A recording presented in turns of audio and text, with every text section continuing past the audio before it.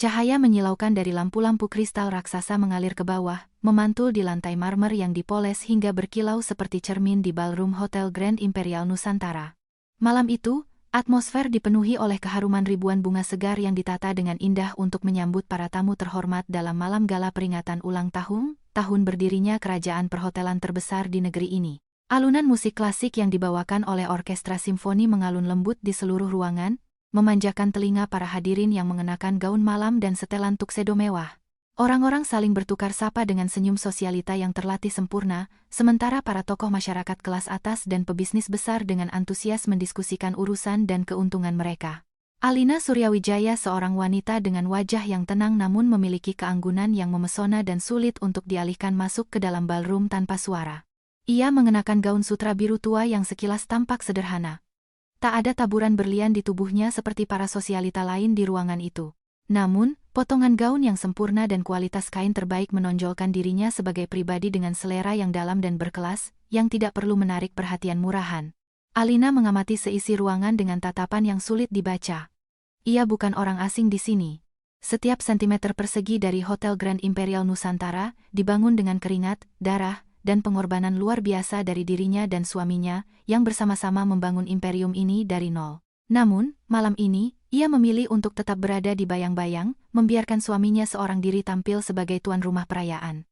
Keputusan untuk mundur ke belakang bukan didasari oleh kelemahan, melainkan keinginan untuk mengamati kehidupan imperium yang ia ciptakan dari sudut pandang penonton. Tiba-tiba, di pintu masuk utama, terdengar kegemparan. Kilatan kamera blitz dari para jurnalis terakreditasi menyilaukan mata. Semua pandangan di ballroom tertuju pada sosok seorang gadis jelita yang baru saja melangkah keluar dari sebuah limusin hitam mewah. Shinta Larasati, bintang model papan atas yang namanya kini menghiasi halaman-halaman semua tabloid gosip, melenggang masuk ke dalam ballroom dengan keanggunan seorang ratu, sangat yakin akan pesonanya yang tak tertahankan. Shinta mengenakan gaun malam merah menyala dengan desain provokatif, berbelahan tinggi yang memperlihatkan kaki jenjangnya dan berpotongan dada rendah yang menonjolkan dadanya yang berisi. Gaunnya berhiaskan payet yang begitu banyak sehingga memantulkan cahaya, membuatnya seketika menjadi pusat perhatian. Wajahnya yang memukau dipoles riasan mahal, dan bibir merah terangnya merekah dalam senyum congkak saat ia melihat semua orang hanya memandangnya.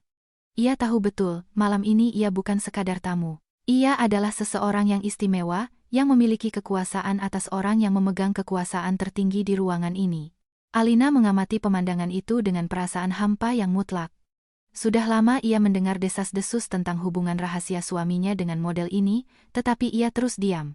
Bukan karena ia pasrah dengan nasib sebagai istri sah yang terbuang, melainkan karena ia menunggu saat yang tepat untuk memotong simpul ini sekali dan untuk selamanya. Melihat Shinta dengan angkuh dan sombong memasuki acara perusahaan yang salah satu pemiliknya adalah Alina, membuat api keadilan mulai menyala diam-diam di dalam jiwanya. Shinta berjalan dengan percaya diri melewati kerumunan tamu. Ia dengan murah hati menebar senyum kepada para pengusaha yang melemparkan tatapan penuh nafsu padanya. Namun, ketika ia berbalik ke arah seorang pramusaji yang lewat membawa nampan minuman, tatapannya seketika menjadi keras dan menghina. Ia mengibaskan tangannya dengan jijik, seolah mengusir lalat yang mengganggu. Kesombongan yang terbaca jelas di matanya membuat banyak orang merasa canggung. Namun, tidak ada yang berani berkata apa-apa.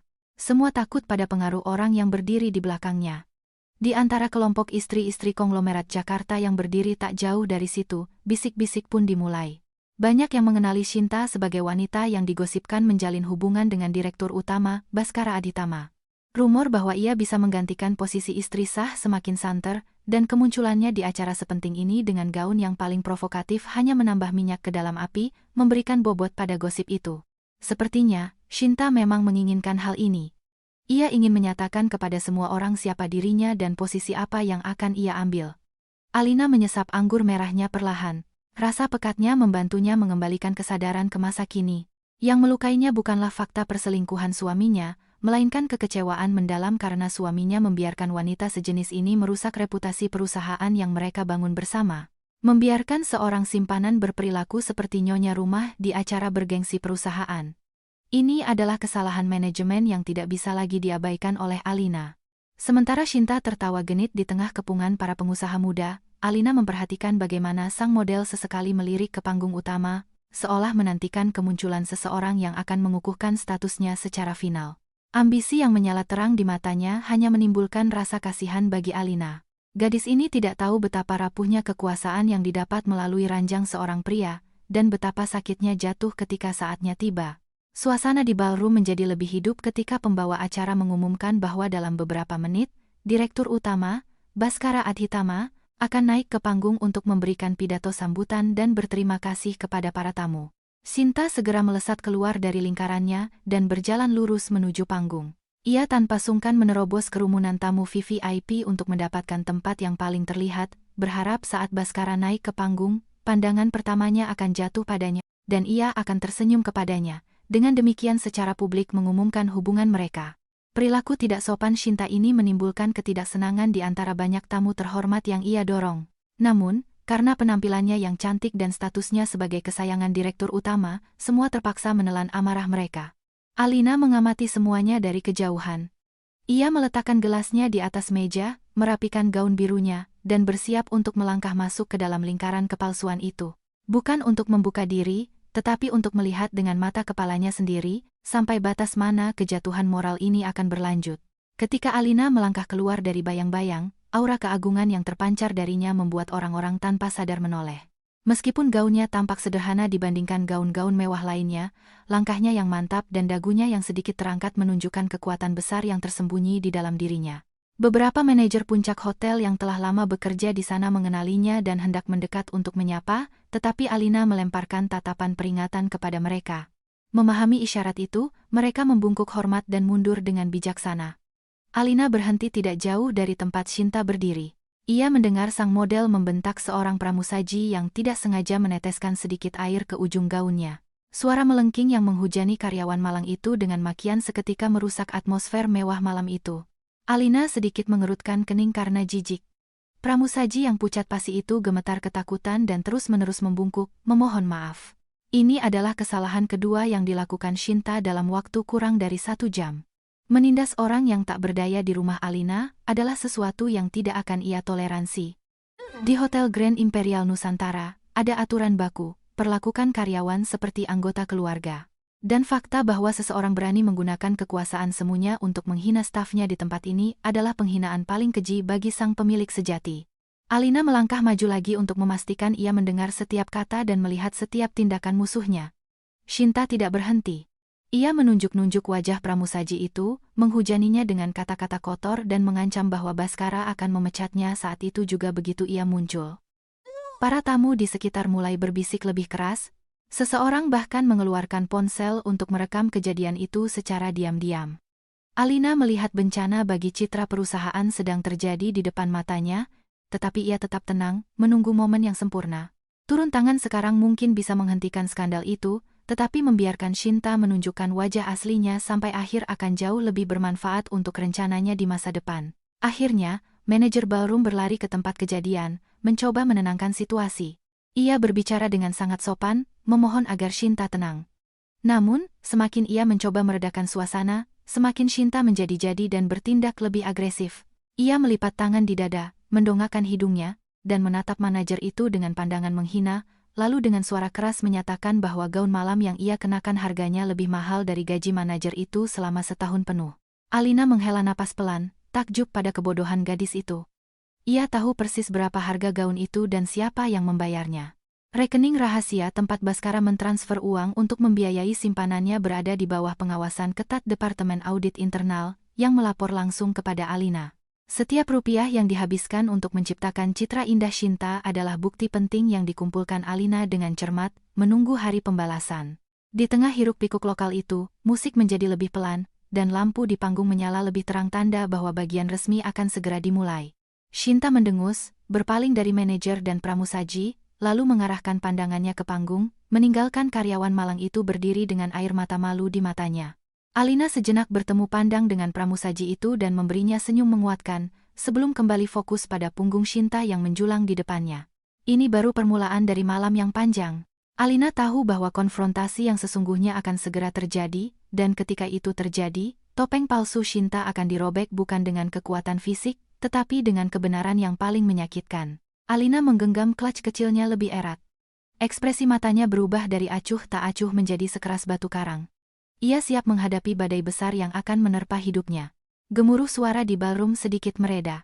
Ketika Shinta kembali bergerak di sekitar ruangan, dengan seluruh penampilannya menuntut perhatian, ia memegang segelas sampanye tinggi di tangannya, sengaja mengibaskan ujung gaun merah menyalanya. Di bibirnya yang berlipstik cerah, senyum mengejek masih terpasang. Ia berjalan dengan kepala terangkat angkuh melewati kerumunan tamu, sama sekali tidak peduli siapa yang mungkin ia senggol, seolah seluruh ballroom ini adalah panggung pribadinya. Alina, yang berdiri tenang di dekatnya, memperhatikan arah gerakan gadis yang pantas menjadi putrinya itu. Ia mencoba mundur untuk menghindari tabrakan yang tidak perlu, tetapi entah karena kesialan atau kehendak takdir yang ingin menguji kesabarannya, pada saat Alina berbalik untuk keluar ke teras terbuka, Shinta tiba-tiba berbalik badan. Tanpa melihat sekeliling, sang model menabrakkan gelas sampanyenya dengan keras ke tangan Alina. Cairan berwarna keemasan itu tumpah, mengotori sepatu hak tinggi mahal milik Shinta. Suara kristal yang membentur gelang terdengar pelan, tetapi reaksi yang mengikutinya seperti ledakan bom. Shinta menjerit histeris. Begitu merasakan basah di kakinya, ia melotot ke arah Alina, terbakar amarah. Wajah yang susah payah ia rias cantik itu kini berubah jelek karena amarah liar. Ia bahkan tidak berpikir untuk memeriksa apakah ia menumpahkannya ke lawan bicaranya, atau mengakui bahwa ia sendiri tidak melihat kemana ia melangkah. Hal pertama yang ia lakukan adalah mencoba menutupi kecerobohannya dengan menyerang. Tante, jalan lihat-lihat dong." Teriak Shinta begitu keras sehingga semua tamu di dekatnya menoleh. Ia menunjuk jarinya tepat ke wajah Alina dengan cara yang paling vulgar. "Buta, ya? Nggak lihat orang lagi jalan? Lo tahu nggak, sepatu gue jadi kotor semua. Lo tahu ini harganya berapa? Jual apartemen lo juga nggak bakal lunas." Alina menatap gadis yang mengamuk di depannya, dengan tatapan yang sangat tenang. Tidak ada sedikit pun rasa takut atau marah dalam dirinya. Ia hanya mengeluarkan sapu tangan sutra dari clutch-nya dan dengan sopan mengulurkannya. Suaranya terdengar datar, namun tegas. "Saya rasa, Andalah yang berjalan mundur dan menabrak saya. Tapi jika hal itu membuat Anda begitu kesal, saya minta maaf. Silakan bersihkan sepatu Anda sebelum nodanya meresap." Kata-kata Alina yang sopan dan masuk akal itu justru seperti bensin yang disiramkan ke api bagi Shinta. Ia merasa seolah-olah baru saja ditampar keras, karena sikap Alina yang elegan dan dingin sangat kontras dengan perilaku pasarnya sendiri. Shinta dengan kasar menepis sapu tangan dari tangan Alina hingga jatuh ke lantai dan melangkah maju dengan mengancam, ingin menekan wanita parubaya ini dengan otoritas semuanya dan membuatnya merangkak di kakinya. "Jangan coba-coba ceramahin gue, dasar gembel. Lo itu siapa berani-beraninya debat sama gue? Lo tahu nggak gue ini siapa?" Shinta menaikkan suaranya satu oktav lebih tinggi. Teriakannya mulai menarik perhatian para tamu VVIP di kejauhan. Dan semakin banyak orang yang memandangnya, semakin Shinta merasa perlu untuk menunjukkan superioritasnya, agar tidak ada yang berpikir ia bisa diintimidasi. Ia sangat yakin bahwa di pesta malam ini, tidak ada yang berani menyentuhnya, karena ia adalah wanita dari sang direktur utama sendiri. Alina menghela napas panjang. Ia tidak ingin hari jadi perusahaan dinodai oleh insiden konyol ini, jadi ia memutuskan untuk pergi demi mengakhiri konflik. Ia berbalik dan hendak keluar dari lingkaran kegilaan itu, tetapi Shinta tidak akan menyerah begitu saja. Perasaan kalah karena diabaikan memukul kepalanya. Ia sangat ingin melakukan sesuatu untuk mempermalukan Alina di depan umum. Dibutakan oleh amarah, Shinta memutuskan untuk melakukan tindakan paling keji. Ia memperhatikan bahwa ujung gaun panjang Alina sedikit menyapu lantai. Dengan sekuat tenaga, ia sengaja menginjak kain sutra tipis itu dengan hak stiletto runcingnya, memindahkan seluruh berat badannya ke tumit untuk menancapkan kain itu ke marmer. Pada saat yang sama, Alina, yang tidak curiga, melangkah maju. Tarikan tajam dari belakang menghentikannya. Suara robekan kain sutra yang keras memecah keheningan ballroom. Itu adalah suara yang jelas dan mengejutkan. Semua mata tertuju ke tempat kejadian. Gaun biru tua Alina yang berpotongan sempurna robek di sepanjang jahitan dari bawah hingga ke tengah paha, memperlihatkan lapisan dalam dan kakinya yang putih. Robekan itu tampak kasar dan vulgar, dalam sekejap menghancurkan kesempurnaan gaunnya. Alina membeku. Tubuhnya kaku sejenak. Ia perlahan berbalik, melihat ujung gaunnya yang robek, lalu mengalihkan pandangannya ke wajah Shinta. Shinta secara teatrikal meletakkan tangan di dadanya, berpura-pura terkejut. Di bibirnya yang berlipstik merah, tersungging senyum kemenangan. Matanya dengan jelas berkata, "Itulah yang pantas kamu dapatkan." "Ups, maaf. Aku beneran gak lihat ada kain lap di lantai," ucap Shinta dengan suara yang dibuat-buat manja hingga memuakkan. "Yah, sudahlah. Baju butut dan jelek kayak gini dirobek juga nggak rugi. Kok bisa-bisanya sih datang ke acara gala dengan baju kampungan begini?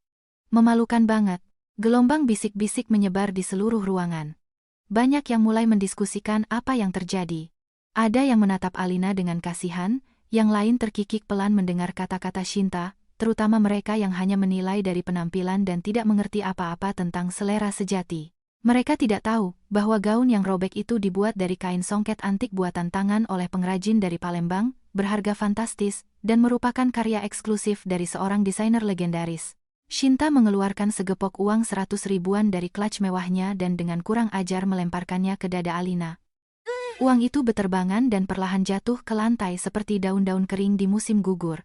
Nih, buat ganti rugi. Beli baju yang layakan dikit. Anggap aja sedekah. Biar lo nggak jalan-jalan pakai baju compang camping dan bikin malu acara orang.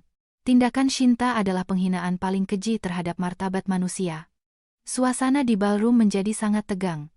Banyak tamu merasa gadis itu sudah keterlaluan, tetapi Shinta terus berdiri dan tersenyum angkuh, seolah telah melakukan perbuatan hebat.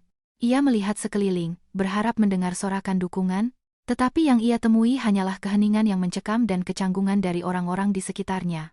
Alina menunduk menatap lembaran-lembaran uang yang berserakan di lantai. Tatapannya benar-benar tanpa emosi.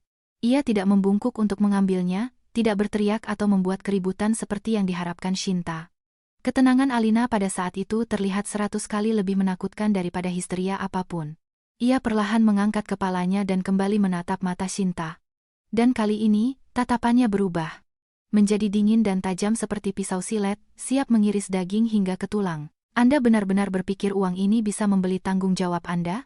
Tanya Alina dengan suara sedingin es yang menggema di seluruh ruangan. Ia tidak berteriak, tetapi setiap kata yang diucapkannya terdengar sangat berbobot dan kuat.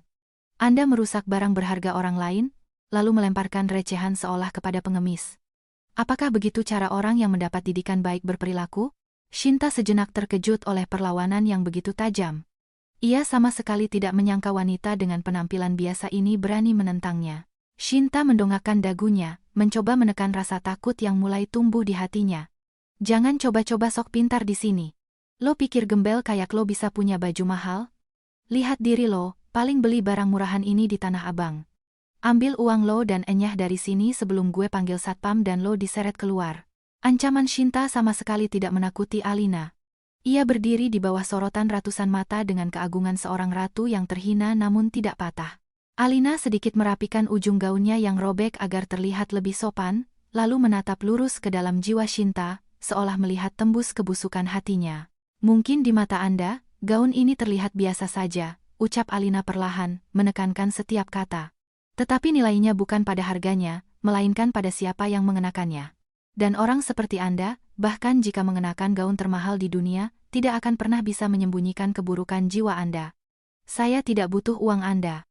Saya butuh Anda belajar kata sopan santun dan belajar menghormati orang lain. Shinta gemetar karena marah. Belum pernah ada yang menceramahinya di depan umum seperti ini. Rasa malu seketika berubah menjadi kebencian yang membara. Ia membuka mulutnya untuk melontarkan hinaan baru, tetapi terpotong oleh suara kerumunan yang menyingkir. Sekelompok pria tegap berjas hitam masuk ke dalam ruangan. Itu adalah tim keamanan hotel tingkat tinggi yang menerima sinyal tentang adanya keributan. Pemimpin mereka adalah kepala keamanan dengan wajah sangar. Ada apa di sini? Tanyanya dengan tegas, mengalihkan pandangan dari Shinta ke Alina.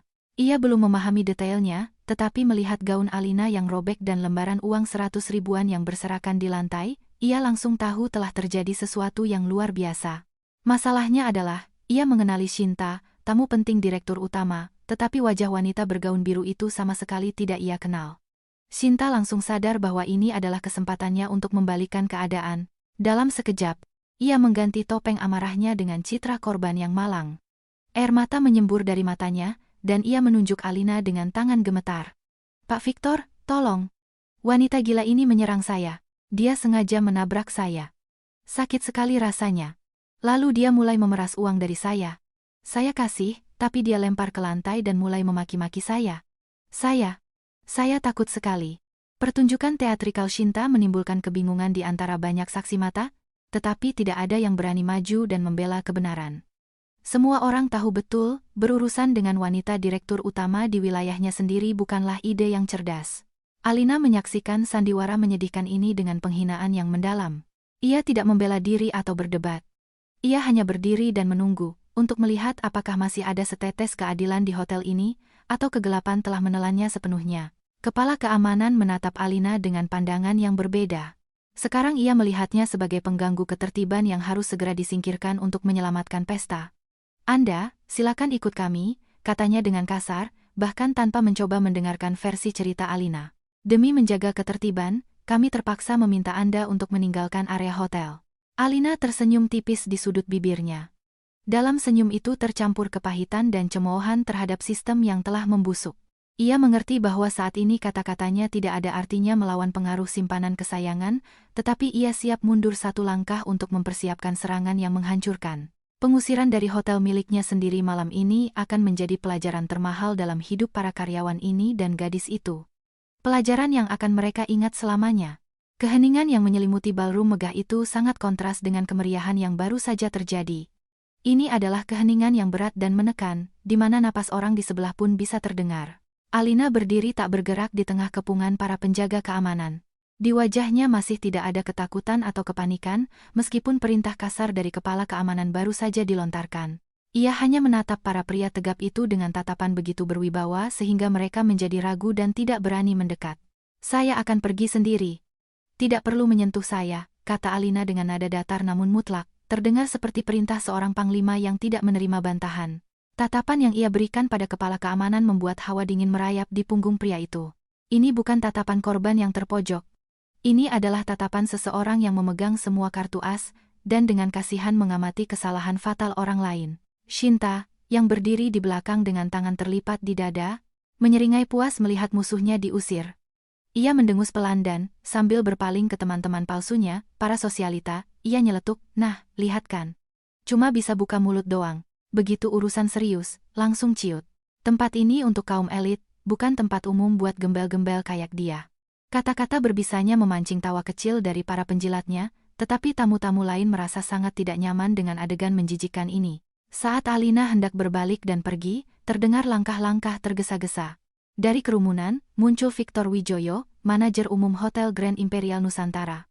Ia baru saja menerima laporan via radio tentang skandal itu dan bergegas datang dengan panik. Wajahnya memucat ketika melihat bahwa pusat konflik adalah Shinta, gadis yang membuat direktur utama tergila-gila. Victor menerobos kerumunan menuju Shinta, sambil mengeluarkan sapu tangan besar dari sakunya, dan dengan sikap menjilat mulai sibuk di sekelilingnya seperti anjing setia. "Ibu Shinta Larasati, ada apa? Saya mohon maaf sebesar-besarnya atas kelalaian staf dan keamanan kami. Anda tidak terluka, kan?" Cerocos Victor dengan kekhawatiran yang dibuat-buat. Ia bahkan tidak melirik ke arah peserta konflik yang lain. Satu-satunya tujuannya adalah menyenangkan Shinta sebelum atasannya datang, karena ia tahu kariernya bergantung pada suasana hati wanita ini. Shinta segera memanfaatkan momen itu untuk mengadu. Ia menunjuk Alina, yang menyaksikan lawakan ini dengan jijik. "Itu, Pak Victor, perempuan itu. Bikin histeris di sini, nabrak saya. Badan saya sampai memar-memar. Gaun saya juga dirusak. Lihat dia. Cuma berdiri melotot kayak orang gila. Saya takut sama nyawa saya.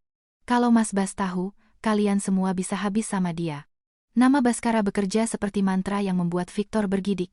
Ia langsung berbalik ke arah Alina, dan kekhawatirannya berubah menjadi amarah. Ia hanya melihat seorang wanita paruh baya bergaun malam biru dengan ujung yang robek, tampak lusuh dan tidak pantas berada di acara gala mewah. Victor langsung memberinya label. Ia yakin ini adalah seorang penipu yang menyusup ke pesta untuk mencuri atau memeras tamu-tamu kaya. Hal seperti itu kadang terjadi di acara-acara besar. "Anda ini bagaimana bisa masuk ke sini?" bentak Victor, melupakan etika profesional. "Siapa yang mengizinkan Anda masuk? Ada undangannya?" "Tidak ada." "Berarti Anda masuk secara ilegal." "Keamanan, kenapa kalian diam saja? Cepat seret dia keluar dari sini dan panggil polisi atas tuduhan penyusupan ilegal dan perusakan properti. Jangan sampai dia kabur." Perintah marah Victor membuat para penjaga keamanan bergerak lagi ke arah Alina, tetapi ia mengangkat tangannya dalam isyarat melarang, memancarkan ketenangan dan keagungan yang membuat mereka membeku. Ia menatap lurus ke mata Victor, manajer umum yang surat keputusan kenaikan jabatannya ia tanda tangani secara pribadi 3 tahun lalu, Di matanya terbaca kekecewaan yang mendalam. Bukan karena ia diusir, tetapi karena ia melihat seluruh kebusukan sistem manajemen yang ia percayakan padanya. Victor Wijoyo, Alina memanggil nama lengkapnya dengan jelas dan benar, yang membuat pria itu sejenak tertegun. Dari mana wanita asing ini tahu namanya? Anda yakin dengan keputusan Anda? Anda tidak ingin menyelidiki situasinya? Memeriksa rekaman CCTV, menanyai saksi? Anda lebih memilih untuk percaya pada kata-kata satu pihak dan mengusir tamu tanpa penyelidikan. Apakah ini standar layanan bintang 5 dari Hotel Grand Imperial Nusantara yang begitu Anda banggakan? Kata-kata Alina tepat sasaran. Di dalamnya ada logika baja yang membuat wajah Victor memerah. Ia menjadi gugup, merasa seperti anak sekolah yang dimarahi oleh pimpinan tertinggi. Namun, setelah menangkap tatapan membakar dari Shinta, ia cepat-cepat menepis pikiran itu dan memutuskan untuk menyelamatkan posisinya. Jangan berani-berani mengajari saya cara bekerja. Saya manajer di sini, dan saya yang memutuskan siapa yang boleh ada di sini dan siapa yang tidak. Dan saya putuskan, Anda adalah persona non grata. Pergi dari sini, sebelum anak buah saya menyeret Anda keluar. Alina menatap pria di depannya dengan kasihan. Ia telah membuat pilihannya, dan sekarang ia harus menanggung konsekuensinya. Ia perlahan mengangguk, sepenuhnya menyadari ketidakadilan yang terjadi di depan matanya. Ia menunduk melihat ujung gaunnya yang robek, lalu kembali menatap Victor dan Shinta. Pemandangan ini adalah cerminan sempurna dari keruntuhan moral di perusahaan yang begitu ia cintai. Baik, saya akan pergi, suara tenangnya menembus jiwa setiap orang yang hadir, kata Alina. Tetapi ingat kata-kata saya, Victor Wijoyo. Tugas seorang manajer adalah melindungi kehormatan dan keadilan di hotel, bukan menjadi penjilat yang melayani keinginan para orang berkuasa. Hari ini, mungkin Anda bangga telah melindungi wanita ini, tetapi besok, Anda akan menyesal karena tidak melindungi kebenaran. Dan untuk Anda, Shinta, Alina berpaling ke sang model, yang tersenyum penuh kemenangan. Kemenangan Anda hari ini hanyalah ilusi. Pakaian indah bisa menutupi tubuh Anda, tetapi tidak akan pernah bisa menyembunyikan kebusukan jiwa Anda. Nikmatilah sorotan lampu dan tepuk tangan selagi bisa, karena ketika lampu padam, Anda akan menemukan diri Anda sendirian dalam kegelapan total. Kata-kata perpisahan Alina terdengar seperti kutukan. Suasana di sekitarnya menjadi sedingin es. Senyum seketika lenyap dari wajah Shinta, dan ia merasakan bulu kuduknya merinding karena tatapan wanita itu. Itu bukan tatapan kebencian, melainkan tatapan kasihan dari seseorang yang melihat dengan jelas akhir hidupnya yang tak terhindarkan. Alina perlahan berbalik dan berjalan melewati lingkaran penjaga keamanan yang menyingkir. Setiap langkahnya mantap dan penuh martabat. Dan meskipun ujung gaunnya robek dan terseret di lantai, ia tampak agung, seperti seorang ratu yang meninggalkan singgasananya yang ternoda. Kerumunan penonton secara otomatis memberinya jalan. Tidak ada yang bersuara. Keheningan mencekam menyelimuti koridor sampai sosok Alina menghilang di balik pintu keluar. Begitu ia pergi, Victor segera bergegas untuk menyenangkan Shinta, mencoba mencairkan suasana. Jangan pedulikan orang gila seperti itu, Ibu Shinta. Mari, saya antar Anda ke area VVIP. Anda bisa beristirahat dan menenangkan diri. Saya akan segera meminta agar minuman dingin disajikan. Anda malam ini begitu memukau, mengalahkan semua orang. Jangan biarkan insiden kecil merusak suasana hati Anda. Shinta memasang senyum palsu dan mengangguk, tetapi jauh di dalam hatinya, perasaan cemas yang lengket, yang ditinggalkan oleh kata-kata Alina, mulai menetap. Kata-kata itu masih terngiang di telinganya. Ia menggelengkan kepala, mengusir pikiran buruk, dan kembali mendongakkan hidungnya, mengembalikan kepercayaan dirinya. Ah, persetan. Akulah pemenangnya, dan tante-tante itu hanyalah pecundang yang ditendang keluar, katanya pada diri sendiri, sambil mengikuti Victor ke area VVIP, meninggalkan semua ketakutannya. Ia tidak sadar bahwa itu adalah kesempatan terakhirnya untuk menikmati hidup di puncak gunung emas yang sebentar lagi akan runtuh menimpa kepalanya. Di pintu masuk utama hotel, Alina melangkah keluar ke jalan untuk menghirup udara segar. Angin malam Jakarta yang sejuk menyapu wajahnya, sedikit mendinginkan api yang berkobar di dadanya. Ia mengeluarkan smartphone mewah dari clutch-nya dan menekan nomor pribadi asistennya yang paling terpercaya. Beberapa detik kemudian, ada jawaban di seberang sana. Siapkan mobil di lobi utama. Segera. Dan hubungi Pak Surya Prawiro, suruh dia siapkan dokumen untuk rapat umum pemegang saham luar biasa.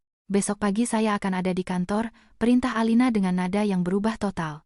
Sekarang, ini adalah suara ketua Dewan Direksi sejati, tangan besi yang mengendalikan Imperium Imperial. Oh, Dan perintahkan Departemen IT untuk mengambil rekaman dari semua kamera CCTV di ballroom selama 1 jam terakhir. Berikan rekaman aslinya langsung kepada saya. Jangan berikan akses kepada siapapun. Mengerti? Mengerti, Ibu Alina Suryawijaya, jawab suara wanita di seberang dengan tegas. Alina menutup telepon dan menggenggamnya erat-erat. Ia berbalik dan menatap gedung hotel yang menjulang tinggi. Lampu-lampu yang berkelip membuatnya tampak indah dari luar, tetapi di dalamnya tersembunyi kebusukan. Sudah waktunya untuk melakukan bersih-bersih besar di rumah ini. Pembersihan besar-besaran akan segera dimulai, dan kali ini, tidak ada yang akan lolos dari keadilan. Sebuah limusin hitam meluncur tanpa suara ke teras. Sopir melompat keluar dan dengan hormat membukakan pintu untuk Alina. Ia masuk ke dalam mobil, bahkan tanpa menoleh ke belakang. Ia hanya meninggalkan kenangan malam yang memalukan, yang akan menjadi bahan bakar sempurna untuk membakar musuh-musuhnya saat fajar menyingsing. Tak lama setelah keributan di ballroom mereda, sebuah limusin eksklusif meluncur mulus ke pintu Hotel Grand Imperial Nusantara. Para doorman bergegas membukakan pintu dengan semangat khusus, karena semua orang tahu siapa yang ada di dalamnya. Baskara Aditama, direktur utama yang karismatik dan berpengaruh, melangkah keluar dari mobil dengan postur sempurna. Tuxedo hitam yang dijahit khusus pas di tubuhnya yang masih menarik. Di wajahnya yang tampan, terbaca sedikit kelelahan dari pertemuan bisnis yang berlarut-larut, tetapi begitu kilatan kamera para jurnalis menyinarinya, ia langsung memasang senyum komersial yang sempurna. Baskara memasuki ballroom di bawah tatapan kagum dan tepuk tangan para tamu. Ia dengan ramah melambaikan tangan kepada mitra bisnis dan pejabat ibu kota yang dikenalnya, meskipun jauh di lubuk hatinya ia sangat lelah dengan basa-basi sosialita yang palsu ini. Satu-satunya hal yang sedikit menyemangatinya adalah pikiran untuk bertemu dengan Shinta, si cantik yang membuatnya gila. Kecerahan dan keceriaannya mampu mengisi kekosongan dalam kehidupan pernikahannya yang hambar. Ia datang ke sini bukan untuk merayakan kesuksesan perusahaan, tetapi untuk mendukung Shinta, yang membujuknya untuk datang. Belum sempat Baskara mencapai tengah ballroom, sosok yang dikenalnya dalam balutan gaun merah menyala menghambur ke arahnya. Shinta mencengkeram lengannya dengan erat, seperti anak kecil yang ketakutan. Wajahnya yang memukau, yang baru saja memancarkan kesombongan, kini basah oleh air mata buatan yang ia keluarkan beberapa detik sebelumnya. Ia membenamkan wajahnya di bahu kokoh Baskara dan terisak pelan, cukup untuk membuatnya terlihat manis dan tak berdaya di matanya. "Mas Bas, kamu di mana saja?" bisiknya dengan suara bergetar, berpura-pura seperti burung gereja yang basah kuyup. "Kamu bahkan tidak tahu betapa aku diintimidasi di sini. Kalau bukan karena Pak Victor, aku benar-benar tidak tahu harus berbuat apa. Ada perempuan gila yang masuk ke pesta dan membuat keributan." Menakutkan sekali. Baskara mengerutkan kening, terkejut dan cemas. Ia dengan lembut memeluk bahu gadis itu untuk menenangkannya, dan menatap sekeliling ballroom dengan tatapan mengancam, mencari penjelasan. "Siapa yang berani mengganggumu, Shinta? Siapa yang berani membuat keributan di pestaku?" tanyanya dengan keras. Keributan apapun di acara sebesar ini adalah penghinaan langsung terhadapnya, terutama ketika wanitanya yang menjadi korban. Manajer umum, Victor Wijoyo, yang telah menunggu saat ini, segera melompat ke arah mereka dengan wajah ketakutan. Ia membungkuk dalam-dalam sebelum memberikan versi kejadian yang sepenuhnya terdistorsi. "Bapak Baskara Adhitama, saya mohon maaf sebesar-besarnya atas insiden ini," cerokos Victor. "Ada seorang wanita tidak waras yang menyusup ke acara makan malam ini. Dia tidak punya undangan dan sepertinya punya masalah kejiwaan." Dia mulai berteriak dan menyerang Ibu Shinta. "Menyerang?" Baskara meninggikan suaranya. Matanya berkilat marah. Ia memeriksa Shinta dari ujung kepala hingga ujung kaki. "Kamu tidak terluka, kan, Shinta? Dan siapa wanita itu? Beraninya dia, dan bagaimana keamanan di pintu masuk bisa membiarkan orang asing masuk?" Shinta segera menambahkan minyak ke dalam api. Ia menunjuk noda pucat di sepatunya, seolah-olah dari anggur yang tumpah, padahal ia sendiri yang menumpahkannya. "Lihat, Mas Bas. Tante-tante itu sengaja menabrakku, menumpahkan minuman ke sepatuku, dan ketika aku minta maaf, dia malah memakiku. Dia teriak-teriak benci sama orang cantik dan kaya. Benar-benar psikopat yang iri hati. Untungnya, Pak Victor ini hebat, dia menyelamatkanku." Victor langsung menyambung untuk mendapatkan poin. "Jangan khawatir, Bapak Baskara. Saya telah memerintahkan tim keamanan untuk segera menangkapnya dan mengeluarkannya dari area hotel. Saya mengambil tindakan paling tegas agar dia tidak merusak pesta lagi. Saya jamin, dia tidak akan berani kembali ke sini." Baskara mengangguk puas, senang dengan kecepatan tanggap bawahannya. Namun, di lubuk hatinya, ada firasat aneh yang mengganjal. Wanita gila macam apa yang akan berpakaian cukup pantas untuk lolos dari pemeriksaan di pintu masuk? Ia menatap Victor dengan curiga. Bagaimana penampilannya? Pakaian apa yang dia kenakan sehingga begitu mudah dilewatkan? Victor sedikit ragu, mencoba mengingat penampilan Alina dan menggambarkannya seburuk mungkin. Yah, wanita parubaya biasa, berpakaian kampungan dengan gaun biru tua kuno, wajahnya pucat dan tidak menarik. Petugas di pintu masuk mungkin mengira dia adalah salah satu kerabat senior dari tamu, jadi mereka membiarkannya masuk. Sikapnya sangat menjijikkan, memaki seperti preman pasar. Kata-kata wanita parubaya, gaun biru tua, dan wajah tidak menarik membuat gambaran seseorang secara otomatis muncul di benak Baskara. Istrinya, Alina, juga menyukai warna itu, hampir tidak pernah merias wajah, dan selalu terlihat sangat sederhana. Namun, Baskara segera menepis pikiran itu, tidak mungkin. Alina tidak akan pernah datang ke sini.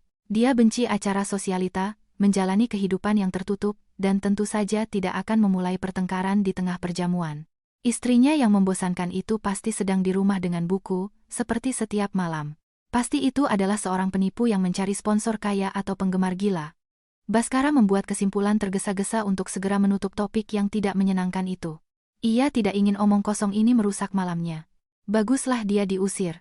Jika ada masalah lagi, serahkan ke polisi. Jangan ragu-ragu. Tidak ada yang boleh merusak reputasi Grand Imperial Nusantara. Terima kasih, Mas Bas, bisik Shinta dengan manis, kembali menempel di dadanya. Aku takut sekali, kupikir dia akan membunuhku. Syukurlah, Pak Victor Uspel. Kamu harus memberinya bonus besar karena telah menjagaku dengan baik. Tentu, sayang. Aku pasti akan mempertimbangkan bonus untuknya. Baskara tersenyum setuju kepada Victor.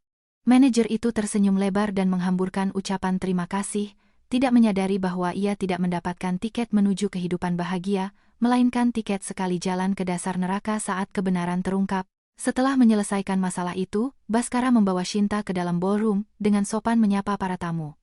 Namun, selama ia berjalan di samping si cantik yang menarik perhatian, ia merasa tidak nyaman. Cerita Victor tentang tatapan dingin dan ketenangan wanita itu tidak membuatnya tenang, itu terdengar sangat akrab. Begitulah sikap Alina bertahun-tahun yang lalu ketika mereka baru membangun perusahaan ini. Saat itu, Alina tangguh, tegas, dan bisa melihat menembus orang. Tetapi setelah menikah, ketika bisnis sudah mapan, ia berubah menjadi ibu rumah tangga biasa, dan Baskara hampir melupakan citra itu. Baskara menggelengkan kepala, mengusir bayangan itu. Ia mengambil segelas anggur untuk bersantai. Sementara Shinta pergi ke toilet wanita untuk memoles riasannya, ia keluar ke teras untuk merokok. Angin malam Jakarta menyelimutinya, tetapi tidak mendinginkan gejolak di dalam hatinya. Ia menatap lampu-lampu malam Jakarta di bawahnya, indah namun begitu hampa. Kegelisahan aneh membuat Baskara mengeluarkan ponsel dari sakunya. Ia ragu sejenak sebelum menekan nomor rumah yang belakangan ini sangat jarang ia hubungi. Nada sambung berdering terlalu lama. Biasanya Alina akan segera mengangkat atau pembantu rumah tangga yang menjawab, tetapi hari ini tidak ada yang menjawab. Ia mengerutkan kening, mematikan panggilan, dan menekan nomor ponsel pribadi Alina. Nada sambung yang panjang, lalu dialihkan ke pesan suara.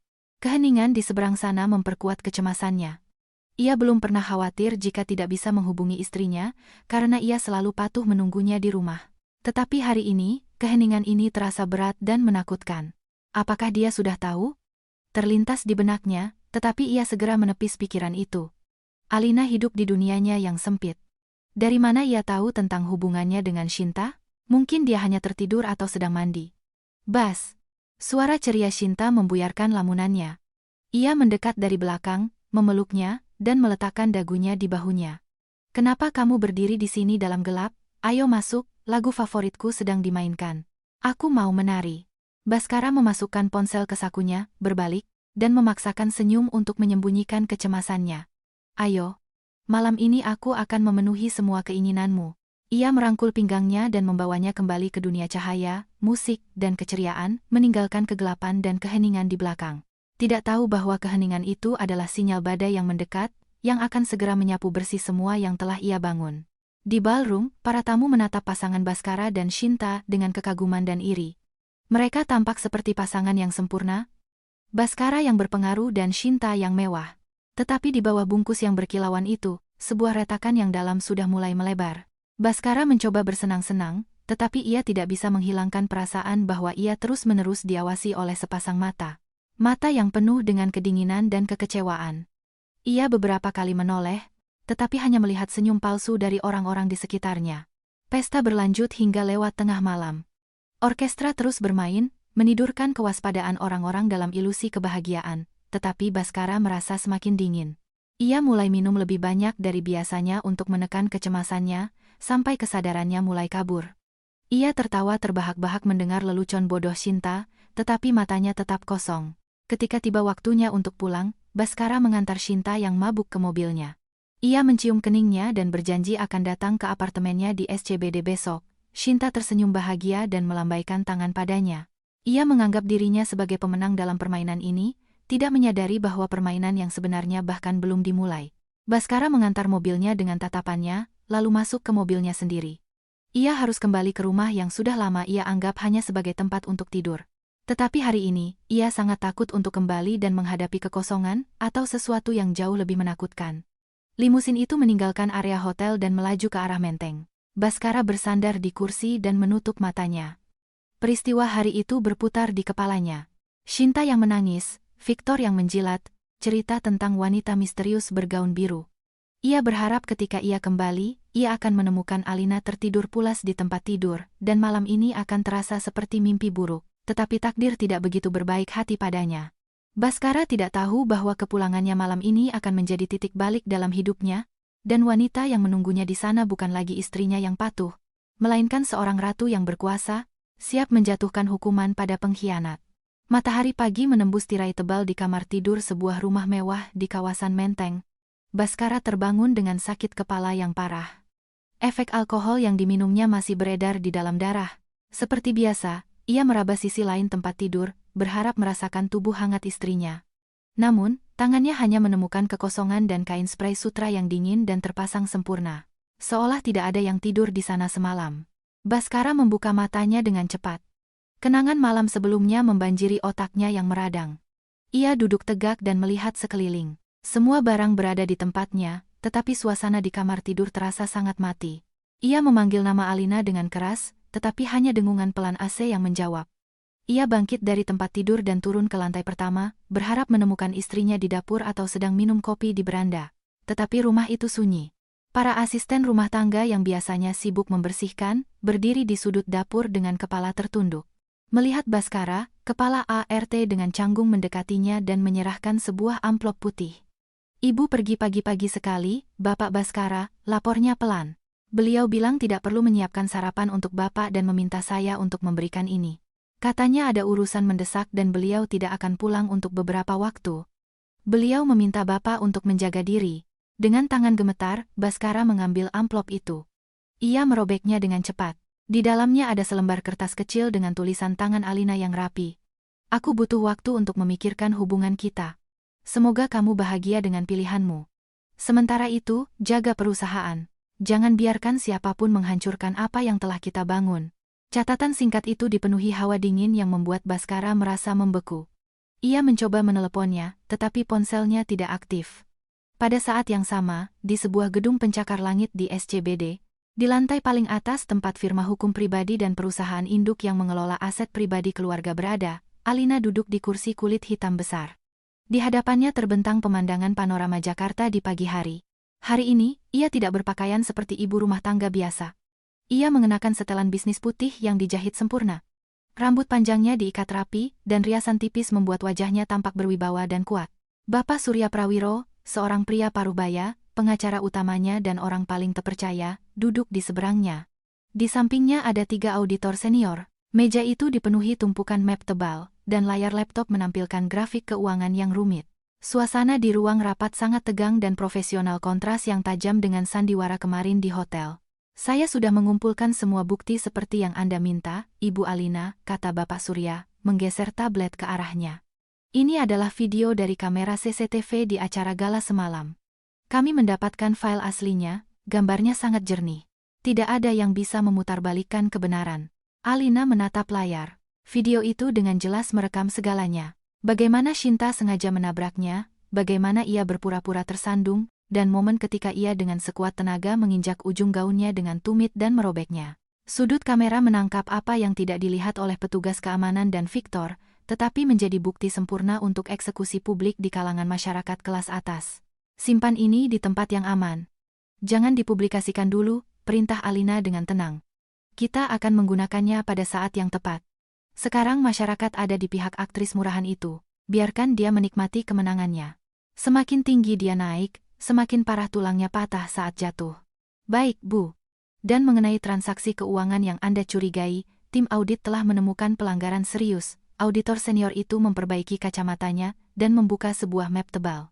Direktur utama secara sepihak menyetujui anggaran raksasa untuk pos marketing dan PR guna merekrut Shinta Larasati sebagai brand ambassador hotel tanpa melalui persetujuan dewan direksi. Angka-angka dalam dokumen itu membuat Alina mengangkat alis. Puluhan miliar rupiah telah ditransfer ke rekening pribadi Shinta dan rekening sebuah perusahaan cangkang yang baru saja didaftarkan. Selain itu, ditemukan biaya representasi yang sangat besar, pembelian pakaian bermerek, penerbangan kelas bisnis, kamar suite di luar negeri. Semua ini dicatat sebagai pengeluaran untuk klien VVIP, tetapi kenyataannya hanya digunakan oleh Shinta dan Baskara. Ini bukan lagi sekadar perselingkuhan, Ibu Alina, kata auditor itu dengan serius. Ini adalah penggelapan dana dan penyalahgunaan wewenang. Jika ini terungkap, para pemegang saham minoritas akan menuntut, dan kursi direktur utama di bawah Bapak Baskara akan runtuh pada hari itu juga. Alina menatap angka-angka itu dengan kehampaan di hatinya. Cinta dan kepercayaan yang pernah ia miliki untuk suaminya kini telah berubah menjadi nominal-nominal ini, yang dihabiskan untuk wanita lain. Ia tidak hanya mengkhianati cintanya, tetapi juga perusahaan yang mereka bangun. Ia mengkhianati para karyawan yang bekerja keras siang malam, sementara ia menghabiskan uang itu untuk seorang gadis yang bahkan tidak pantas melewati kantor mereka. Siapkan semua dokumennya, perintah Alina dengan nada sedingin es. Saya akan mengadakan rapat umum pemegang saham luar biasa dalam 3 hari. Agenda. Pemeriksaan transparansi manajemen puncak. Kirimkan undangan ke semua anggota dewan direksi, terutama sekutu saya di antara pemegang saham besar, dan pastikan Baskara tidak mendengar apa-apa sampai kita mengiriminya pemberitahuan resmi. Akan dilaksanakan, angguk Bapak Surya, dengan tulus mengagumi ketegasan wanita di hadapannya. Ia telah bekerja dengan keluarga ini selama bertahun-tahun dan tahu bahwa Alina adalah otak sebenarnya dari Imperium Imperial. Baskara adalah diplomat yang hebat dan wajah perusahaan. Tetapi ahli strategi dan pemilik sejati adalah Alina. Wanita yang setuju untuk mundur ke bayang-bayang demi suaminya, kini siap untuk merebut kembali tahtanya. Sementara para pengacara sibuk dengan dokumen, Alina membuka media sosial di ponselnya. Lini masa berita selebriti dipenuhi foto-foto Shinta dari malam sebelumnya. Judul-judul berita menggembar-gemborkan kecantikannya dan menyebutnya sebagai calon nyonya besar imperial. Di Instagramnya, Shinta mengunggah sebuah story selfie dengan keterangan sinis. Kemarin ketemu horor. Ada tante-tante gila yang nempel-nempel di tengah acara makan malam, tapi aku nggak marah. Anggap aja berbuat baik sama orang susah. Makasih buat Mas Basku yang sudah melindungiku. Love you dan menandai Baskara dengan banyak emoji hati. Unggahan itu mengumpulkan ribuan suka dan komentar. Para penggemar Shinta serempak menghujat nenek-nenek tidak waras itu, tanpa mengetahui kebenarannya. Alina membacanya dengan wajah datar, ia tidak merasa tersinggung. Ia merasa lucu melihat bagaimana Shinta menggali kuburnya sendiri. Setiap karakter yang ditulis akan menjadi bukti melawannya. Bersenang-senanglah selagi bisa, bisik Alina. Internet adalah pedang bermata dua. Hari ini ia mengangkatmu ke langit, besok ia akan mencabik-cabikmu. Kembali ke kantor pusat Imperial. Baskara duduk di ruang kerja direktur utama yang luas, seperti di atas bara api. Ia mencoba membaca laporan kuartalan tetapi tidak bisa fokus. Setiap 5 menit ia meraih ponsel, berharap ada panggilan dari Alina, tetapi layarnya tetap hitam. Keheningan ini seperti bom waktu yang tak terlihat, tiba-tiba telepon berdering. Baskara dengan penuh harap menyambarnya, tetapi melihat nama Shinta sayang, ia menghela napas kecewa dan menerima panggilan. Ya, Shinta. Aku sedang di kantor. Mas Bas, kamu kerja keras banget. Aku kangen, celoteh Shinta. Aku sudah pesan meja di restoran Jepang favoritmu buat makan siang. Kamu harus datang. Ya, please. Suara manja yang dulu membuatnya gemas, hari ini sangat mengganggunya. Baskara ingin menolak, tetapi teringat kata-kata Victor bahwa Shinta mengalami stres, dan memutuskan untuk tidak membuatnya kesal. Oke, nanti siang aku jemput. Sampai ketemu, jawabnya singkat. Melempar ponsel dan memijat pelipisnya. Ia merasa terkurung di dalam sangkar yang ia bangun sendiri. Saat itu, sekretarisnya mengetuk pintu dengan ragu. "Bapak Baskara, ada dokumen mendesak dari bagian keuangan untuk ditandatangani. Anggaran tambahan untuk kampanye promosi dengan Ibu Shinta Larasati. Jumlahnya sangat besar. Bawa ke sini, aku tanda tangani," kata Baskara dengan kesal, bahkan tanpa membaca detailnya. Ia hanya ingin ditinggal sendiri. Ia dengan cepat menggoreskan pena di atas kertas. Tidak tahu bahwa tanda tangan ini adalah bukti terakhir yang ditunggu-tunggu oleh Alina. Di kantor Alina di SCBD, layar monitor para auditor segera menampilkan notifikasi tentang pembayaran yang telah dilakukan. Bapak Surya menyeringai dan mengangguk pada Alina. Ikan sudah memakan umpan. Basis bukti sudah lengkap. Alina berdiri tegak, mendekati jendela panorama dan menatap Jakarta yang sibuk. Tatapannya berubah. Itu adalah tatapan predator yang bersiap untuk menerkam. Sudah waktunya menunjukkan pada mereka siapa nyonya rumah yang sebenarnya. Kirimkan pemberitahuan rapat. Sekarang juga, perintahnya dengan nada sedingin es. Pembersihan besar-besaran telah dimulai. Pagi hari berikutnya tiba. Langit di atas Jakarta tertutup awan kelabu yang tebal. Hujan akan segera turun, seolah alam meratapi bencana yang akan datang. Di kantor pusat Imperial, sebuah gedung pencakar langit besar di pusat bisnis, suasananya tidak biasa. Karyawan berkumpul dan berbisik dengan wajah tegang. Sekitar pukul 10 pagi, sebuah mobil sport merah berhenti di lobi utama. Petugas keamanan yang sangat mengenal mobil ini bergegas membukakan pintu. Shinta keluar dari mobil, memancarkan kepercayaan diri. Ia mengenakan gaun merah muda mencolok yang terlalu pendek untuk lingkungan bisnis. Kacamata hitam besar menutupi separuh wajahnya, dan bibirnya melengkung dalam senyum angkuh. Di tangannya, ia membawa kantong bermerek berisi sushi mahal dari Jepang. Ia memutuskan untuk membujuk Baskara. Ia masuk melalui pintu putar. Suara hak sepatunya di lantai granit bergema di seluruh lobi. Para resepsionis menyapanya dengan sopan, tetapi Shinta hanya melirik mereka dengan angkuh dari balik kacamatanya dan berjalan melewatinya, seolah mereka tidak ada. Ia langsung menuju lift VVIP, yang aksesnya hanya bisa dengan kartu khusus. Tentu saja, kartu ini diberikan langsung oleh Baskara kemarin sebagai permintaan maaf. Ketika lift tiba di lantai atas tempat kantor pimpinan berada, Shinta melangkah keluar dengan perasaan superioritas. Ia merasa seperti pemilik menara ini. Ia berjalan lurus ke kantor Baskara, tanpa berniat melapor kepada siapapun. Namun, jalannya dihadang oleh Natasha, sekretaris setia dan asisten pribadi yang telah bekerja untuk Alina dan Baskara selama lebih dari 10 tahun. "Selamat pagi, Ibu Shinta Larasati. Apakah Anda sudah membuat janji?" tanya Natasha dengan sopan namun tegas. Ia tahu betul siapa gadis ini, tetapi tugasnya menuntut kepatuhan pada aturan.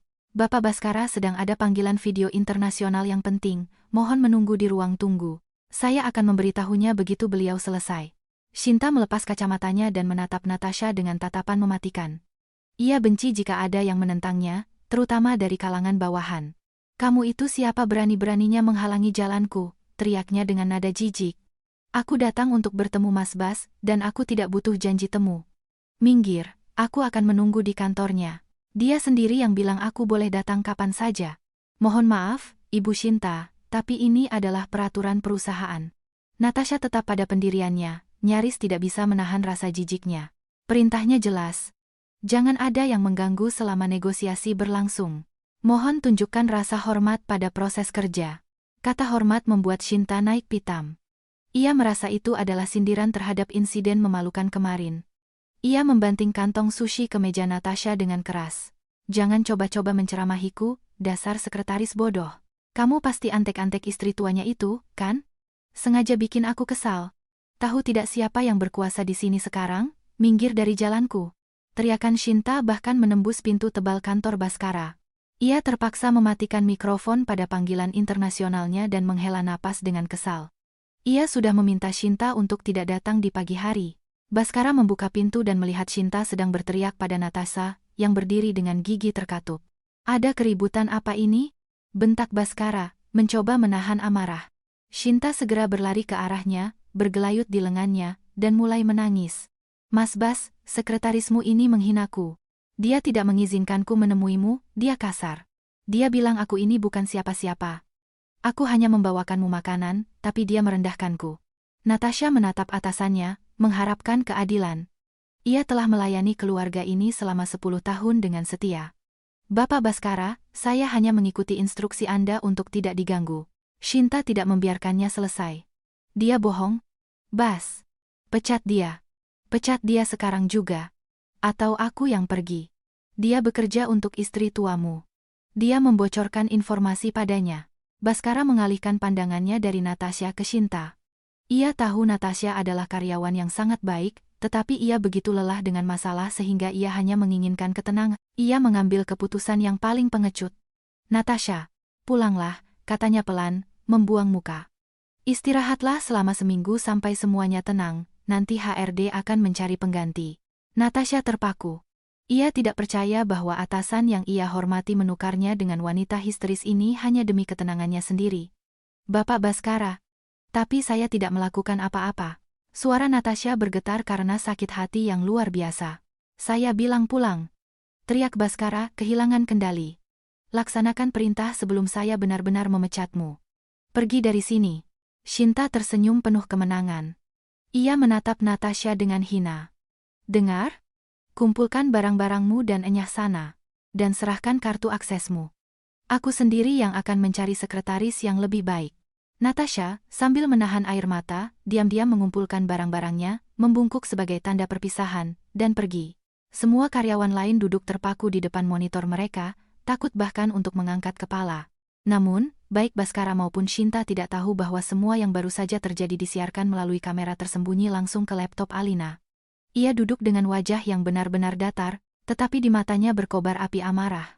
Begitu Natasha sampai di parkir bawah tanah, teleponnya berdering.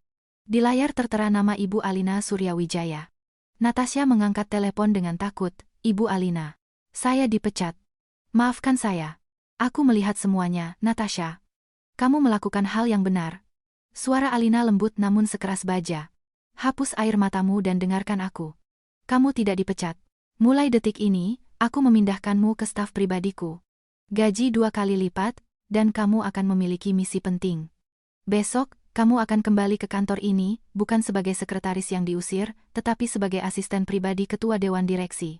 Kata-kata Alina mengalir ke jiwa Natasha seperti balsam penyembuh. Terima kasih Bu, saya tidak akan mengecewakan Anda, jawabnya dengan tegas. Sementara itu, di kantor direktur utama, Shinta sudah bertingkah seperti pemilik, ia melemparkan tasnya ke meja Baskara, menggeser dokumen-dokumen penting, dan menjatuhkan diri di kursi direktur utama. Mas Bas, ayo makan. Biar aku suapi, rayunya. Kemudian ia mulai berputar-putar di kursi itu. Wah, nyaman sekali. Menurutmu, aku cocok tidak di kursi bos? Mungkin aku bisa bantu-bantu di sini? Ia mengambil pena mahal Baskara, berpura-pura membaca sebuah kontrak sebuah rahasia dagang, dan mengeluarkan ponsel untuk berselfie. Keterangan di Instagram berbunyi, working woman membantu kekasih bekerja. Berat, tapi aku bisa. Foto itu langsung tersebar di dunia maya. Baskara melihatnya dengan jijik. Citra seorang simpanan di kursi direktur utama, kursi yang ia dan Alina perjuangkan selama bertahun-tahun, terasa sangat salah. Namun, ia hanya tersenyum masam dan berkata, jangan sentuh kertas-kertas itu, sayang. Baskara tidak menyadari bahwa ia telah kehilangan kendali atas segalanya. Sekretarisnya telah pergi, timnya membencinya, dan musuh tak terlihat sudah mengasah kapak di atas lehernya. Alina menutup laptopnya. Besok akan menjadi hari yang panjang. Rapat darurat ini akan menjadi tiang gantungan bagi para pengkhianat ini. Sampai besok, suamiku tersayang dan aktris teater murahan, bisik Alina dengan senyum sedingin es. Pagi di Jakarta terasa muram. Hujan turun deras. Baskara terbangun dengan suasana hati yang buruk. Tadi malam, ia menerima email mendesak dari sekretariat Dewan Direksi. Undangan untuk rapat darurat. Tema: Krisis Citra Perusahaan dan Transparansi Manajemen. Hawa dingin merayap di punggung Baskara. Biasanya, rapat semacam ini ia yang menjadwalkan. Sekarang, ia dilangkahi. Ia mencoba menelepon orang-orangnya di dewan, tetapi semuanya tidak bisa dihubungi. Shinta terbangun di sebelahnya dengan piyama sutra. Mendengar tentang rapat itu, ia bersemangat untuk ikut. Ia ingin menunjukkan kepada para kakek-kakek tua di dewan bahwa ia adalah wajah baru perusahaan. Baskara mencoba menolak, dengan alasan bahwa ini adalah acara serius, tetapi Shinta mengamuk. Ia menuduhnya tidak melindunginya dan malu padanya. Baskara yang kelelahan pun menyerah, dengan syarat Shinta harus duduk diam. Shinta dengan gembira mengenakan setelan putih provokatif dengan belahan dada rendah, membayangkan dirinya sebagai seorang wanita karir. Mereka tiba di kantor. Lobi terasa sunyi senyap. Karyawan menundukkan kepala. Tidak ada yang menyapa. Rasa hormat kemarin seolah lenyap. Bhaskara merasakan ada yang tidak beres, sementara Shinta, tanpa menyadari apa-apa, berjalan dengan angkuh, menikmati kekuasaan semuanya. Mereka naik ke lantai pimpinan. Ruang tunggu kosong. Di depan pintu kayu ek besar ruang rapat, berdiri dua penjaga keamanan berbadan tegap. Mereka membukakan pintu. Bhaskara merapikan dasinya dan masuk. Shinta mengikutinya. Di dalam ruangan mewah berpanel kayu mahoni, duduk 12 anggota dewan direksi. Semua mengenakan setelan formal dengan wajah muram. Tidak ada yang tersenyum kepada CEO yang baru masuk. Tatapan yang ditujukan pada Shinta dengan belahan dadanya penuh dengan penghinaan yang tidak disembunyikan. Bhaskara menunjuk sebuah kursi di barisan belakang untuk Shinta, tetapi ia menolak. Ia melihat kursi kosong di kepala meja dan memutuskan itu untuknya. "Bas, aku duduk di sini ya, di sebelahmu," bisiknya keras, sambil berjalan menuju kursi ketua. Bhaskara memucat dan menarik lengannya. "Kamu gila? Itu kursi ketua dewan direksi, duduk di belakang sana." "Ketua apaan? Nggak ada siapa-siapa di sini. Aku ini wanita kamu." "Aku nggak mau duduk di belakang," balas Shinta ketus dan menarik kursi itu. "Keluar dari sini." Terdengar suara bas yang menggelegar dari Bapak Hardiman Santoso, pemegang saham tertua. "Ini bukan klub malam, Nona. Ini rapat tertutup pemegang saham. Keamanan, usir orang asing ini." Shinta terpaku, lalu wajahnya memerah karena marah. "Beraninya Anda, kakek tua.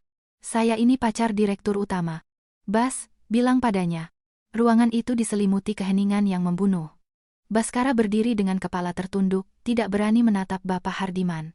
Tiba-tiba, pintu ruangan terbuka lebar. Suara hak sepatu menggema di seluruh ruangan. Langkah yang mantap dan percaya diri membuat semua orang menoleh. Seorang wanita masuk, mengenakan setelan celana putih cemerlang yang pas sempurna di tubuhnya. Rambutnya disisir rapi ke belakang, memperlihatkan lehernya yang jenjang. Ia tampak seperti seorang ratu sejati. Di sampingnya, dengan tumpukan dokumen tebal, berjalan Natasha, sekretaris yang kemarin dipecat, tetapi kini dengan kepala terangkat bangga. Rahang Bhaskara terjatuh. "Alina, apa yang kamu lakukan di sini?" gumamnya. Shinta menyipitkan mata, mengenali wanita dengan gaun robek dari malam sebelumnya.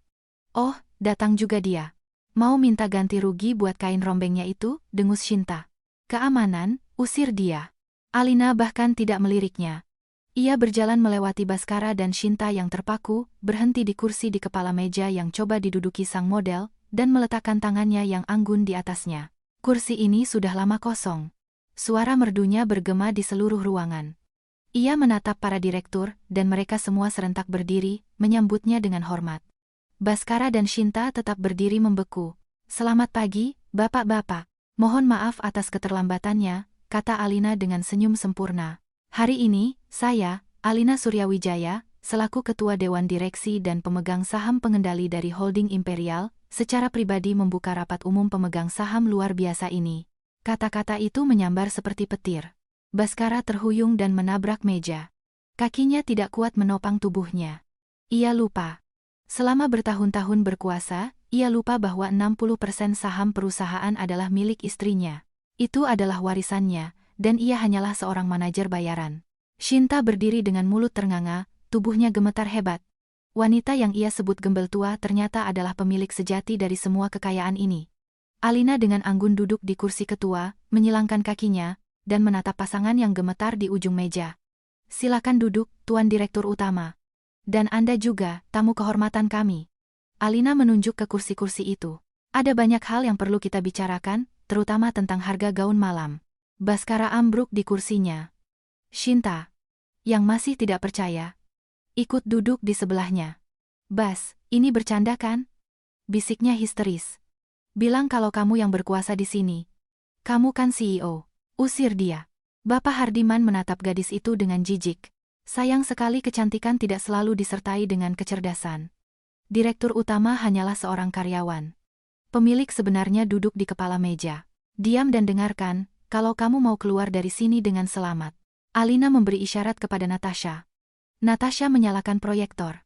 Di layar besar muncul video dari acara gala versi lengkap dari kamera di langit-langit. Semuanya terlihat jelas. Bagaimana Shinta sengaja menginjak gaun, bagaimana ia menyeringai, bagaimana ia melempar uang. Dewan direksi bergumam marah. Ini adalah pukulan bagi reputasi merek. Shinta memucat. Itu cuma sudut kameranya. Aku nggak sengaja. Bas, bilang pada mereka.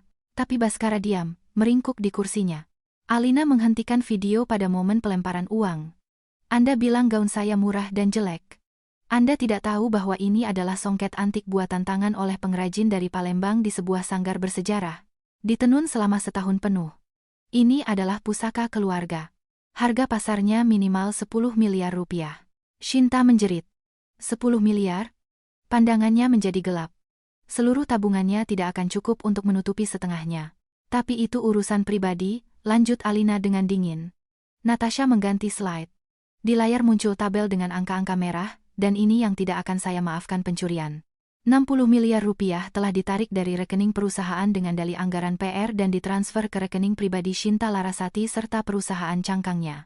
Belanja di Plaza Indonesia, penerbangan dengan jet pribadi, suite mewah di Milan. Semua itu dibayar dengan uang para pemegang saham. Kalian pikir saya bodoh?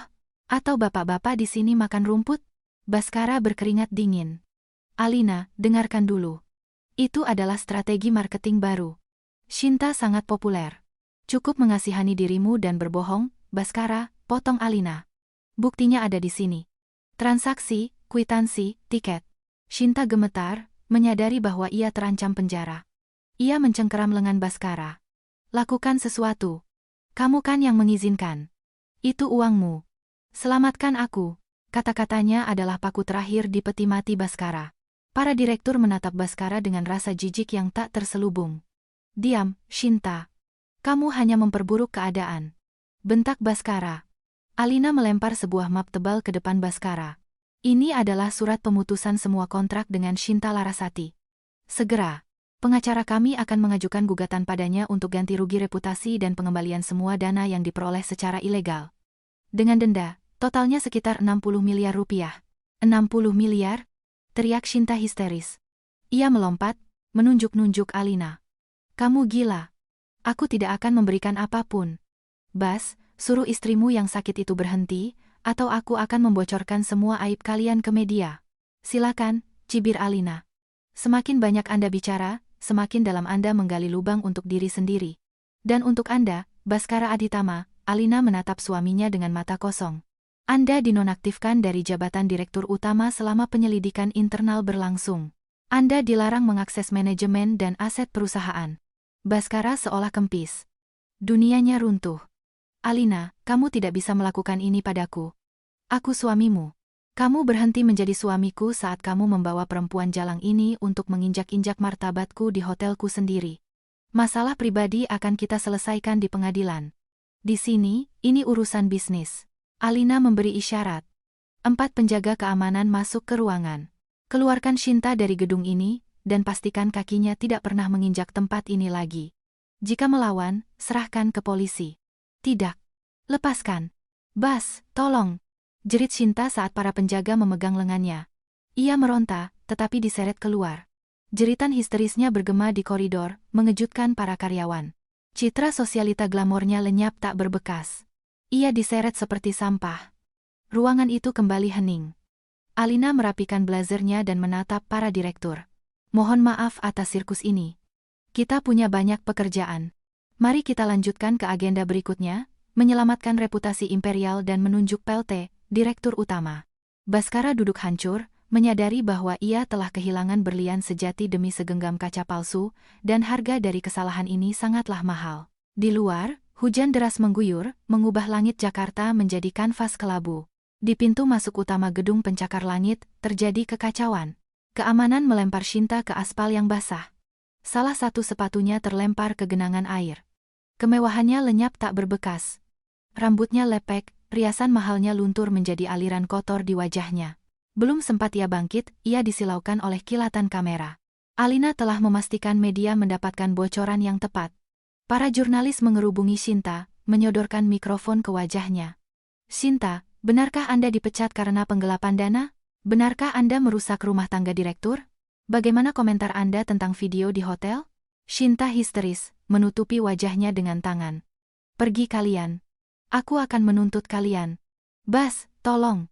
Tapi pintu menara itu tertutup rapat. Telepon di tasnya berdering tanpa henti. Dengan tangan gemetar ia meraihnya. Agennya menelepon. "Shinta, apa yang kamu lakukan?" teriak sang agen. "Semua kontrak iklan dibatalkan. Merek kosmetik, pakaian, semua menuntutmu karena merusak citra. Aku tidak bekerja denganmu lagi. Bayar sendiri penaltimu." Nada panggil terputus. Shinta hanya bisa berdiri di bawah hujan deras. Karier, uang, dan mimpinya hancur dalam 1 jam. Kekuasaan yang ia banggakan adalah milik orang lain, dan sekarang ia berada di titik terendah. Di ruang rapat, Alina melanjutkan pertemuan. "Sehubungan dengan penonaktifan Bapak Baskara Adhitama, saya mengusulkan Bapak Nicholas Suryo, Wakil Direktur Pertama, sebagai pelaksana tugas CEO. Tidak ada keberatan." Semua memberikan suara setuju. Baskara dengan sakit hati menyaksikan kekuasaannya diserahkan kepada orang lain. Setelah rapat, para direktur menghampiri untuk menjabat tangan Alina, sama sekali mengabaikan Baskara seolah ia membawa penyakit menular.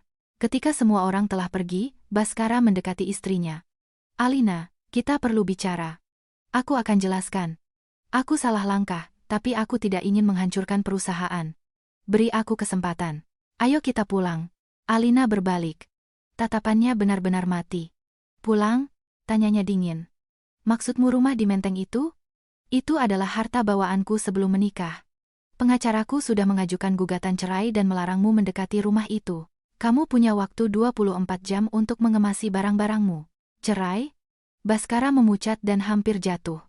"Alina, kita sudah 10 tahun bersama. Kamu akan meninggalkanku hanya karena satu perselingkuhan? Aku bersumpah.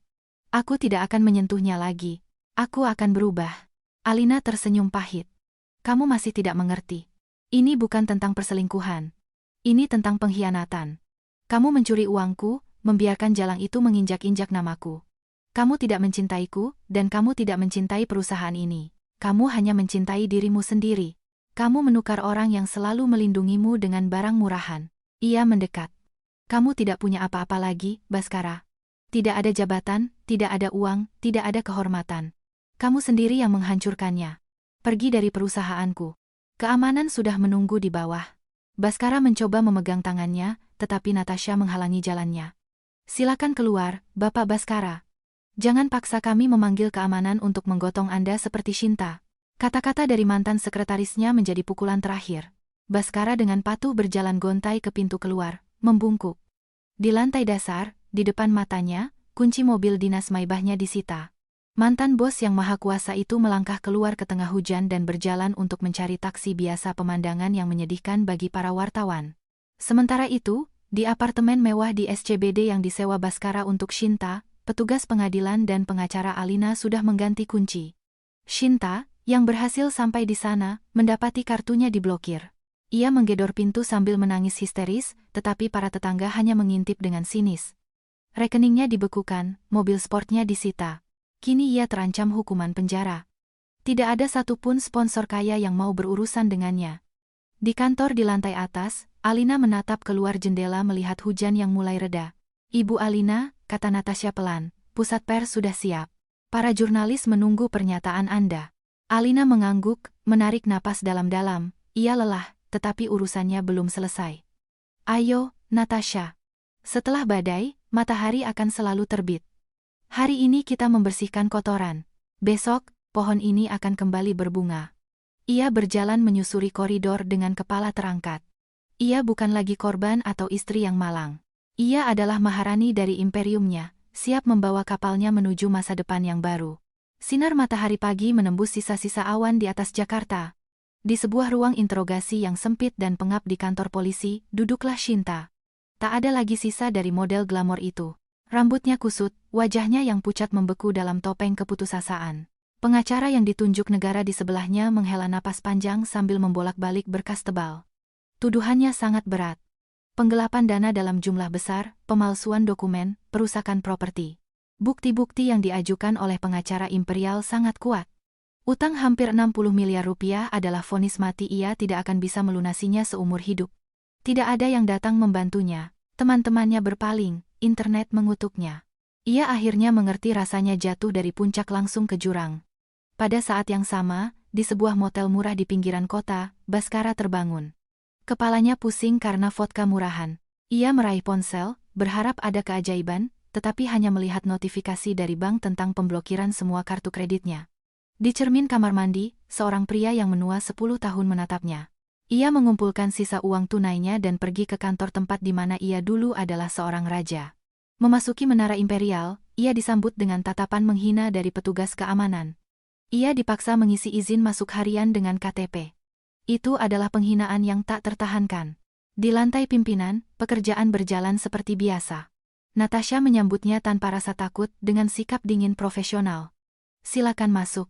Ibu Alina sedang menunggu. Baskara masuk ke bekas kantornya. Alina duduk di meja, menandatangani dokumen dan memberikan perintah dalam bahasa Inggris yang fasih melalui telepon. Ia hanya menunjuk ke arah sofa. Baskara duduk, terpesona oleh betapa agung dan percayanya diri Alina. Setelah selesai berbicara, Alina duduk di seberangnya dan meletakkan amplop tebal di atas meja. Ini dokumen perceraian dan pembagian harta, katanya datar. Kamu akan mendapatkan apartemen studio di pinggiran kota, 1 mobil, dan sejumlah kecil uang untuk memulai. Semua saham dan aset perusahaan tetap menjadi milikku. Tanda tangani. Tangan Baskara gemetar. Alina, apa hanya ini? Aku mencintaimu. Beri aku kesempatan. Aku akan melakukan apa saja. Aku akan memperbaiki semuanya.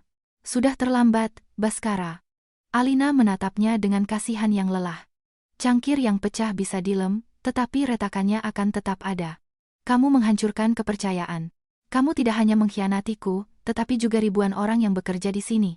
Aku tidak membalas dendam, aku hanya melindungi milikku. Tanda tangani dan pergilah. Ini adalah belas kasihan terakhirku untuk pria yang pernah hidup bersamaku selama bertahun-tahun. Air mata menetes di atas kertas. Baskara sadar ini adalah akhir. Dengan tangan gemetar, ia membubuhkan tanda tangannya yang kini tak berarti apa-apa. Ia berdiri, berbisik, terima kasih untuk semuanya dan maafkan aku, lalu berjalan gontai ke pintu. Bunyi klik kunci yang tertutup menjadi akhir dari ceritanya.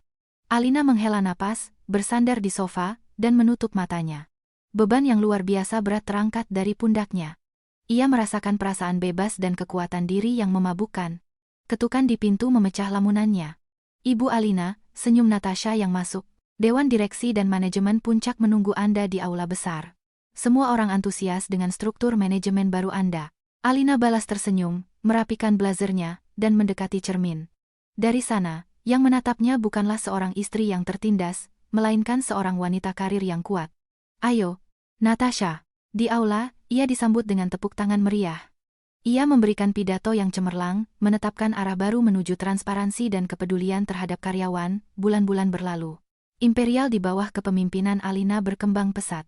Sahamnya memecahkan rekor. Skandal kotor telah dilupakan, digantikan oleh legenda tentang wanita besi yang menyelamatkan sebuah imperium. Suatu malam yang hangat, Alina berdiri di atap hotel mewahnya. Di bawahnya terhampar gemerlap lampu kota Jakarta. Ia memandangi imperiumnya, dan hatinya dipenuhi kebanggaan. Ia mendengar kabar bahwa Baskara benar-benar pergi ke sebuah biara terpencil untuk menebus dosa-dosanya, dan Shinta bekerja sebagai pramusaji untuk membayar utang miliaran rupiahnya. Tapi Alina tidak lagi peduli. Ia telah memaafkan dan melepaskan mereka. Ia menyesap sampahnya mahalnya. Hidup ini seperti buku yang tebal, pikir Alina sambil menatap bintang-bintang. Bab sebelumnya penuh dengan rasa sakit dan air mata, tetapi bab berikutnya akan kutulis sendiri, dan itu akan menjadi indah. Alina Suryawijaya, wanita yang menantang takdir, berdiri di puncak tertinggi, siap merangkul masa depannya yang cemerlang.